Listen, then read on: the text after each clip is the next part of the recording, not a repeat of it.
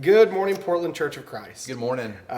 We are excited about Monday. We really enjoyed Sunday yesterday. If you were in the fellowship hall with me, we looked at Jesus as our King and how he's better than any king that we could put in his place. In the auditorium, we talked about Jesus being the resurrection and the life from John 11, verse 25, and what that means to us and how that demands a response from us. If you were here with us yesterday, we so enjoyed seeing you. And if you weren't, we understand and we hope that you continue to stay safe. We're praying that soon we're at a time where all of us can be together again. Absolutely. We miss you, we love you, and we totally understand the decisions that everyone's making right now for their health. This morning, we're going to talk about death. And death isn't something that usually we enjoy talking about. A lot of people shy away from it. We attempt to protect our kids from it. It's a topic that we avoid however possible. I suppose that if we weren't followers of Jesus, we'd be pretty scared to talk about it as well. Yeah. But from a Christian point of view, death is exceptionally meaningful and a huge part of what we're working towards. Ultimately. That's right. Listen to how Paul addresses death. In Philippians 1, verse 21, this is one of Emma's favorite verses. He says, "For me to live is Christ, and to die is gain."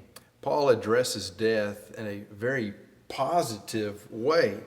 Being alive is great, he says. It gives me the opportunity to live as Jesus, to talk to people about Jesus.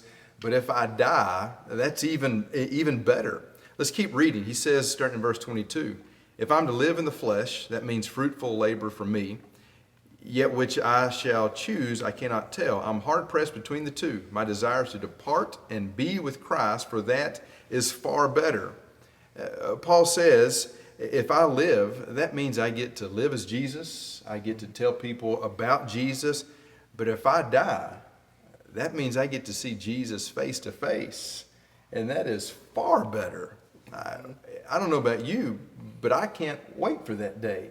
Yeah, there are some things I'd like to accomplish before then, but if death comes, what a great day that's going to be for the life of a Christian.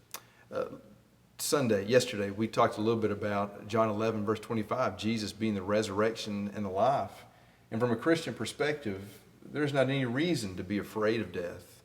There's not any reason to look at it as the great unknown. Although we don't know exactly everything that goes along with it, we know that on the other side, we see God.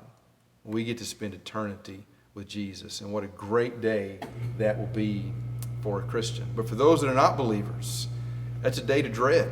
And that's why Jesus has commissioned us to go into the world and teach the gospel. Amen. We want everybody to know who Jesus is. We want everybody at death to see Jesus, or at least as many as possible.